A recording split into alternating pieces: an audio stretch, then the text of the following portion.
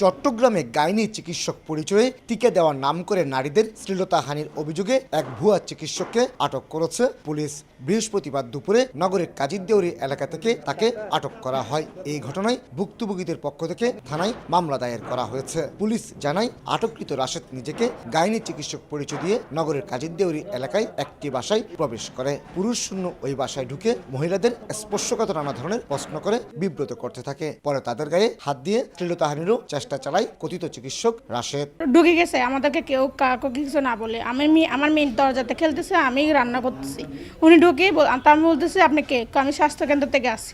তো উনি বলতেছে, আপনার টিকার কার্ড আছে? আমি বলতেছি, না আমার টিকার কার্ড নেই, আমি তো টিকা অনেক বছর আগে দিয়েছি। আমার কথা, আপনার ছেলে মেয়ে কয়টা? আমি আমার ছেলে মেয়ে 2টা। বয়স বলেন? আমি বলতেছি একটা 8 বছর, একটা 3 বছর। তো বলতেছে, আপনি কোন পদ্ধতি ব্যবহার করেন? আমি বলতেছি, আমি কোনো পদ্ধতি ব্যবহার করি না। তো বলতেছে, এক কাজ করেন, শুনেন, এদিকে আসেন। তো একটা থার্মোমিটার বাই করি, আমার কাপড়গুলো করতেছে। বলতেছে, এটা আমি বলতেছি, কী করতেছেন? যে বলতেছে যে আমি এটা জরায়ের মুখে দেখবো টিউমার জাতীয় কোনো ক্যান্সার ট্যান্সার আছে নাকি, এটা যাওয়ার জন্য 18 তারিখে আমি রবিবার আসবো, ওষুধপত্র দিয়ে যাব বলে উনি এরকম করতেছে। আমি কী করছি, সরে গেছি। সরে যাওয়ার পর আমার বাসায় একটা আপু আসছে, ওই আপুটা কী করছে, উনিকেও ডাকছে, ডাকি বলতেছে, আপনার টিকার কার্ডটা দেখান। উনি টিকার কার্ডটা দেখছে, উনির সাথে সেম ঘটনা করতেছে। লোকটা বলতেছে, আপা আপনার টিকার কার্ডটা দেখান, আপনি টিকা করছেন। আমার তো টিকার কার্ড নাই, এবার আপনার বাচ্চার আছে। আমি জি, একটু দেখান। আমি বাসা থেকে এনে একটু দেখাইছি। বলতেছে যে আপনি কি বিয়ের আগে টিকা দিয়েছেন না বিয়ের পরে? আমি বিয়ের আগে টিকা দিছি। আপনি কি কোনো পদ্ধতি করেন? আমাকে জি, আমি পিলিয়া করি, আমি গ্রামে থাকি, বেড়াতে আসছি। বলতেছে যে এরকম করে আমার গায়ের কাপড় খুলে ফেলছে। আমি এরকম করতেছেন কেন?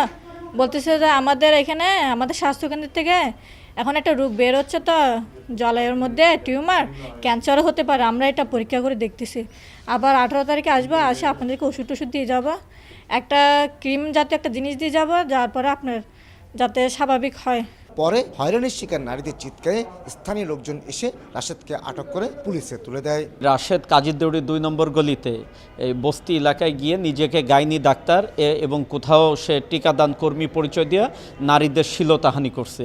এই অভিযোগে তাকে আমরা আটক করেছি এবং তার কাছ থেকে একটা ভাঙা থার্মোমিটার উদ্ধার করা হয়েছে, যেটা দিয়ে সে নিজেকে এই ধরনের ডাক্তার পরিচয় দিচ্ছিল। সে আসলে নিজেকে এই স্বাস্থ্যকর্মী বা ডাক্তার পরিচয় দিয়ে শ্লীলতাহানি করে, অন্য কোনো নাই, শুধু নারীদের শ্লীলতাহানি করার উদ্দেশ্যে সে কাজগুলো করে আসছিল।